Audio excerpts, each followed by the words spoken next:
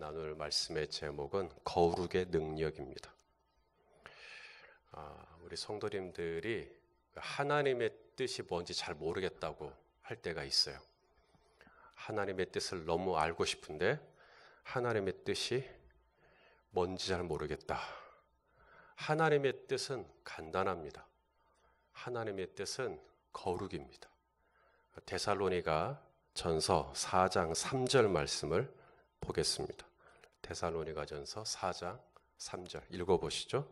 하나님의 뜻은 이것이니 너희의 거룩함이라 이렇게 말씀합니다. 하나님의 뜻이 뭔지 모르겠다. 하나님의 뜻은 내가 거룩하게 사는 거예요. 그게 하나님의 뜻이에요. 오늘 이 역대상 5장 1절을 보니까 이제 유다 지파의 족보가 끝나고 이제 르우벤 지파 드디어 장자의 지파 족보가 시작이 됩니다. 서열로만 보자면 르우벤 지파가 먼저 시작되는 게 맞지만 이상하게 서열상 네 번째인 유다 지파가 먼저 족보에서 시작을 할립니다. 왜 르우벤 지파가 장자임에도 먼저 시작하지 않고 유다 지파에게 먼저 그 첫 번째 자리를 내줬을까? 바로 이 르우벤이 바로 이 거룩을 잃어버렸기 때문에 그래요. 자, 1절 말씀을 한번 보시겠습니다. 1절. 자, 시작. 이스라엘의 장자 르우벤의 아들들은 이러하니라. 르우벤은 장자라도 그의 아버지의 침상을 더럽혔으므로 이렇게 말씀합니다. 그래서 장자의 명분을 잃게 되었다. 이 얘기입니다. 오늘 읽은 본문 18절부터 보시면 요단 동편 땅을 분배받았던 세 지파, 르우벤 지파, 그 다음에 갓 지파, 그리고 므낫세 반 지파. 이 세 지파가 전쟁을 했는데 싸워서 이겼다는 거죠. 전쟁을 해서 싸워서 이겼는데 왜 이겼나, 어떻게 이겼나, 이것 또한 거룩입니다. 자, 18절 말씀을 또 보겠습니다. 18절 시작. 르우벤 자손과 갓 사람과 므낫세 반 지파에서 나가 싸울 만한 용사 곧 능히 방패와 칼을 들며 활을 당겨 싸움에 익숙한 자는 44,760명이라. 여기까지만 보면 이 세 지파가 싸워서 이길 수 있었던 것이 저들이 들고 있던 방패와 칼과 활 때문이구나라고 생각하기가 쉽습니다. 또한 44,760명이라고 하는 숫자가 많아서 이겼구나, 이렇게 얘기가 앞으로 진술될 것 같은 느낌이 됩니다. 그런데 19절에 전혀 다른 이야기를 하죠. 저들은 칼과 활과 방패가 있었고 44,760명이라는 군사도 있었지만 저들이 이길 수 있었던 이유가 뭔가? 자, 20절 말씀을 보겠습니다. 시작. 도우심을 입었으므로 하갈 사람과 그들과 함께 있는 자들이 다 그들의 손에 피하였으니 이는 그들이 싸울 때 어떻게 싸웠어요? 칼로 싸웠다, 창으로 싸웠다, 뭐 활로 싸웠다, 방패로 싸웠다, 이런 얘기 안 하죠. 그들이 싸울 때 뭐로 했어요? 하나님 의지하고 하나님께 부르짖고 그리고 하나님은 그들에게 응답했고. 이게 거룩이죠. 거룩이란 말이 뭔 말이냐면 구별되는 거거든요. 뭔가 다른 거예요. 그게 거룩이에요. 남들은 다 방패로 싸워요. 남들은 다 칼로 싸워요. 남들은 다 활로 싸운다고요. 싸움에 익숙한 자신의 어떤 능력이나 힘이나 숫자나 경험이나 이런 거로 싸워요. 전술이나 이런 거로, 아니면 지형이나 지리적인 위치나 이런 거로 싸웁니다. 그래서 얼마나 많은 칼을 가지고 있냐, 얼마나 많은 활을 가지고 있냐, 얼마나 능숙하게 방패를 다루느냐, 얼마나 스펙이 좋으냐, 얼마나 배경이 좋으냐, 막 이런 것들. 그리고 굉장히 중요한 요소입니다. 그런데 이 르우벤 지파, 갓 사람, 그리고 므낫세 반 지파, 이 사람들이 어떻게 싸우는가 봤더니 그들은 하나님께 부르짖고 하나님 의지하고 그리고 하나님이 응답해 주시고, 뭔가 싸움의 방식이 달라요. 전쟁에 임하는 방식이 다릅니다. 그게 거룩이죠. 성도의 능력은 방패나 칼이나 활에서 나오는 게 아니라는 거죠. 싸움에 임하는 군사들의 숫자에 있지 않다는 겁니다. 성도의 능력은 어디서 오는가? 거룩에서 오는 거예요. 르우벤이 장자임에도 그 명분을 잃어버린 것이 거룩을 잃어버렸을 때. 오늘 본문은 6장도 오늘 본문인데 6장을 읽지는 않았습니다. 자, 6장은 레위 지파의 족보입니다. 6장은 사실 이 레위는 야곱의 저주를 받은 아들입니다. 야곱이 이 12아들을 축복할 때 이 레위는 저주를 했어요. 레위를 뭐라고 저주했는가? 자, 창세기 49장 5절에서 7절을 보겠습니다. 창세기 49장 5절에서 7절 읽어보시죠. 시작. 시몬과 레위는 형제요. 그들의 칼은 폭력의 도구로다. 내 호나 그들의 모의에 상관하지 말지어다. 내 영광아 그들의 집회에 참여하지 말지어다. 그들의 분노대로 사람 죽이고 그들의 혈기대로 소의 발목 힘줄을 끊었음이로다. 그 노여움이 혹독하니 저주를 받을 것이요 분기가 맹렬하니 저주를 받을 것이라. 내가 그들을 야곱 중에서 나누며 이스라엘 중에서 흩트리로다. 이건 축복 아닙니다. 이건 저주지. 그러니까 레위는 잘 될 수 없는, 망할 수밖에 없는, 흩어질 수밖에 없는, 힘이 점점점 빠질 수밖에 없는, 약해질 수밖에 없는 그런 지파예요. 그런데 놀랍게 이 레위 지파가 제사장 지파가 돼서 하나님을 가장 지근해서 섬기는 지파가 됩니다. 그리고 이스라엘을 축복하는 지파가 되고 하나님을 예배할 때 하나님과 사람 사이를 중재하는 역할을 하게 됩니다. 저주를 받았던 지파가 이제는 하나님의 축복권을 가진 지파가 되는 거예요. 하나님에게서 가장 멀리 있을 수 있었던 저주받은 지파가 이제는 하나님을 가장 가까이에서 모시는 가장 거룩한 지파가 된 겁니다. 어디서 이렇게 바뀐 걸까요? 운명이. 바로 이스라엘의 광야 생활 중에 하나님을 가장 노엽게 했던 때가 언제였냐면 바로 황금 송아지 우상 숭배 사건입니다. 하나님이 가장 마음 아파했던. 그때 모세가 이런 얘기를 해요. 출애굽기 32장 26절.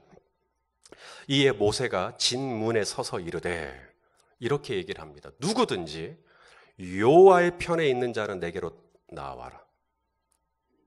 지금 이 황금 송아지를 숭배했던 이 사람들을 지금 심판해야 되는데 여호와의 편에 있는 사람 나와라 그래요. 그런데 아무도 못 나가요. 딱 한 지파가 나가요. 누가 나갔어요? 레위가 하나님 편에 서겠다고 그때 결정한 거예요.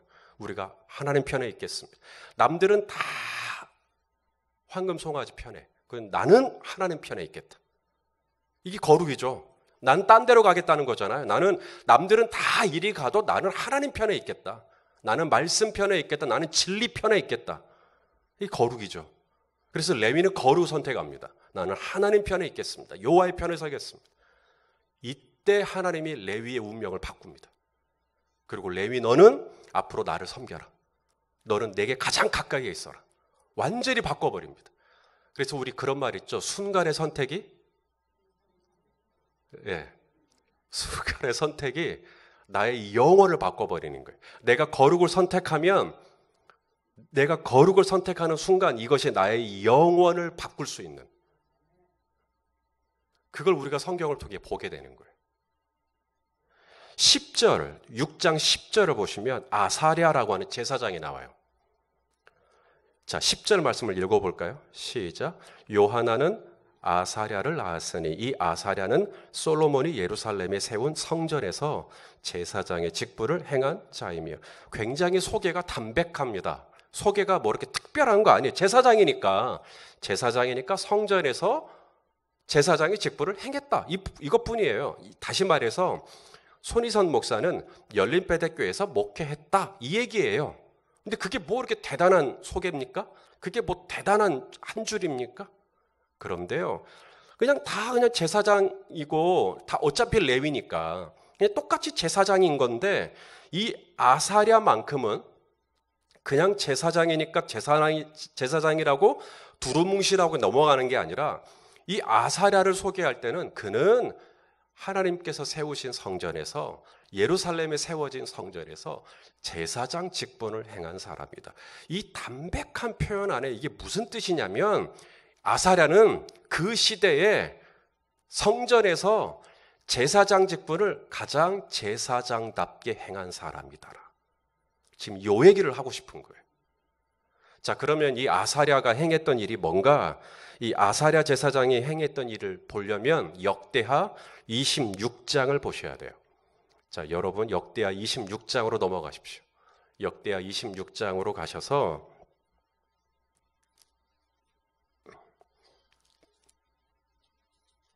자, 17절부터 보시면, 자, 제사장 아사랴가, 자, 뭐라고 되어 있어요? 여호와의 용맹한 제사장 80명을 데리고 그의 뒤를 따라 들어가서, 18절에 누가 나오죠? 우시야 왕. 우시야 왕이 뭐 하려 그래요? 우시야 왕 곁에 서서 그에게 이르되, 우시야여, 왕이여, 뭐래요? 여호와께 분향하는 일은 왕이 할 바가 아닙니다. 그러니까 지금 우시야가 뭐 하려고 하는 거예요? 분향하려고 하는 겁니다. 그건 제사장이 하는 일이잖아요. 그러니까 월권 행위를 하는 겁니다. 내가 왕인데 내가 못할 게 뭐 있어? 내가 다 할 거야. 그러니까 아사랴가 막은 겁니다. 왕이요, 안 됩니다. 이건 우리가 합니다. 제 아무리 왕이라도 분향하는 일은 우리 제사장들이 합니다. 하나님의 영역에 함부로 들어오지 마십시오. 그건 하나님의 거룩한 영역이잖아요, 분향하는 일은. 근데 그 거룩한 영역에 왕이 침범했을 때 아사랴가 막아선 거죠. 왕을 막으면 어떻게 되죠? 왕이 그 사람을 죽일 수도 있어요. 네가 날 막어? 이렇게 될 수도 있단 말입니다. 감정적으로. 그런데 아사랴가 목숨 걸고 막은 겁니다. 안 돼요. 하나님의 거룩함을 지킨 거죠. 그래서 왜 아사랴가 한 줄에 기록되는 영광을 얻는가? 그는 거룩을 지킨 사람이에요. 하나님의 거룩을 지켜낸 사람이죠. 또 하나가 있어요. 자, 이제는 어디서, 자, 6장, 다시 6장으로 돌아가서 22절을 보시면,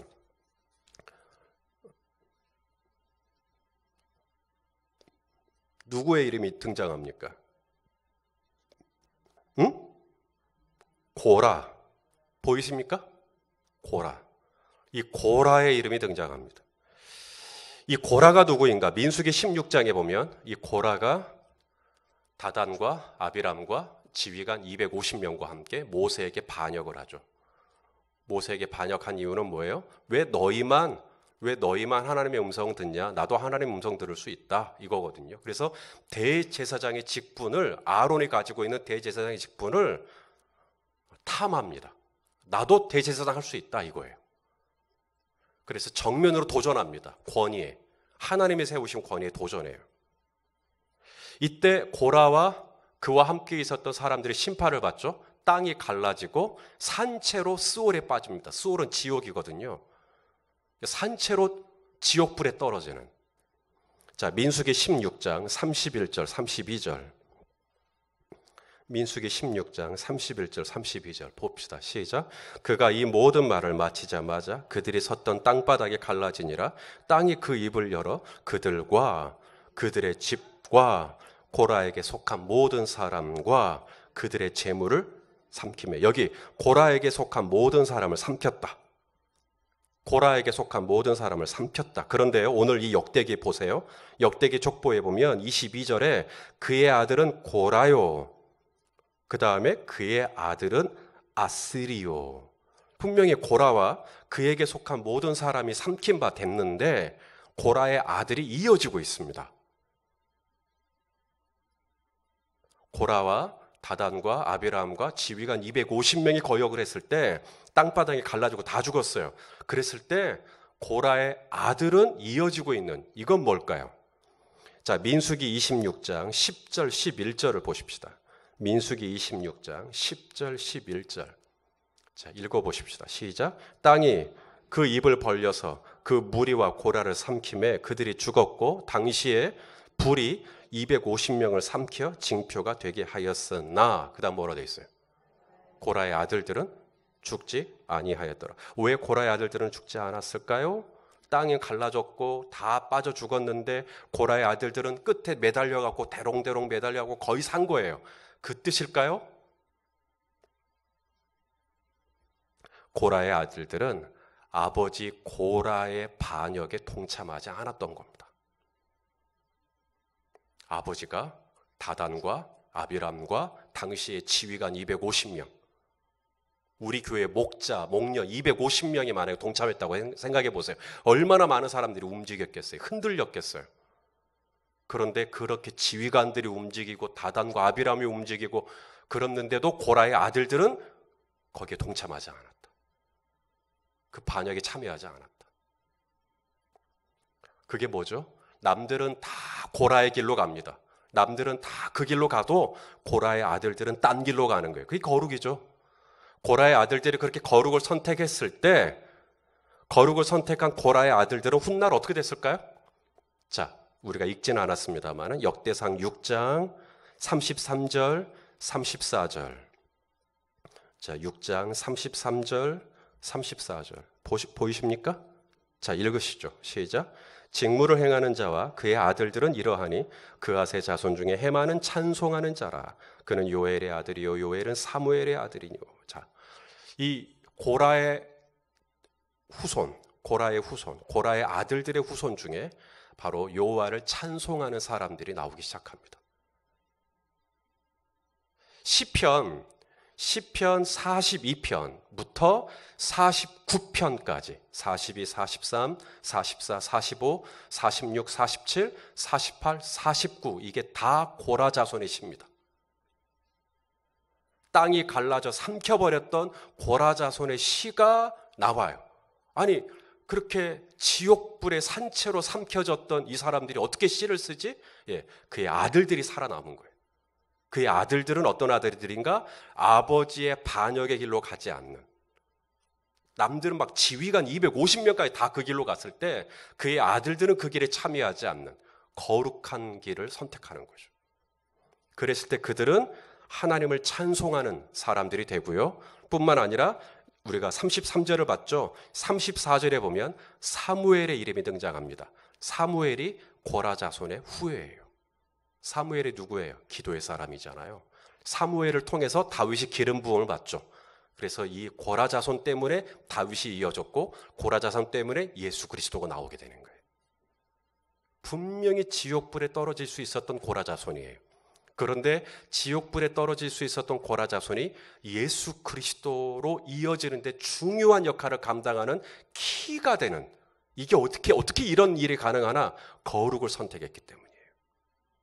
순간의 선택이 영원한 운명을 바꿔버리는 거예요. 땅이 갈라지고 들어갈 수 있었던 우리 집안이 살아날 수 있는 희망이 생기는 거예요.